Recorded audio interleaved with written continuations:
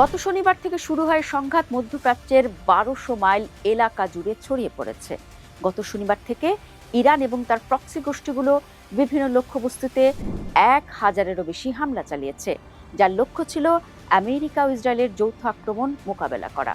ইরানের শেকেলে বিমান বাহিনী ইসরায়েল বা আমেরিকার সাথে পাল্লা দিতে সক্ষম না হয় তেহরান মূলত তাদের মিসাইল ও ড্রোন ভান্ডারের উপরে নির্ভর করছে। ইরানের এই প্রতিশোধমূলক হামলার ভৌগোলিক বিস্তার বর্তমান সংঘাতকে দ্বিতীয় বিশ্বযুদ্ধের পর মধ্যপ্রাচ্যের সবচেয়ে বড় যুদ্ধে পরিণত করেছে। ইসরায়েল এবং আমেরিকা কোনো বিমান না হারিয়ে ইরানের শত শত লক্ষ্যবস্তু ধ্বংস করছে, কিন্তু তাতেও কি ইরান থেমে গেছে? এক কথা উত্তর হলো না।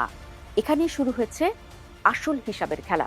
যুদ্ধের ময়দানে এখন সবচেয়ে বড় প্রশ্ন, কার অস্ত্রের ভান্ডার আগে খালি হবে।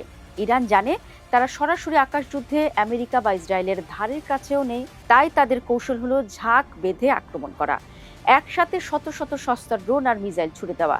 কেন? কারণ ইসরায়েল বা আমেরিকাকে এই ড্রোনগুলো আকাশে ধ্বংস করতে হলে যে ইন্টারসেপ্টর মিসাইল ব্যবহার করতে হয়, তার এক একটির দাম আকাশচুম্বী। ওয়াশিংটনের স্টিমসন সেন্টারের কৌশলগত বিশ্লেষক কেলি গ্রিকের মতে, একটি ড্রোন ধ্বংস করতে এটি তৈরির খরচের চেয়ে অন্তত ৫ গুণ বেশি টাকা খরচ করতে হয়।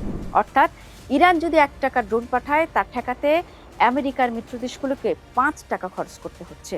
এতে বলা হয় ডেথ বাই ১,০০০ কাটস বা হাজারটা ছোট ক্ষতের মাধ্যমে মৃত্যু।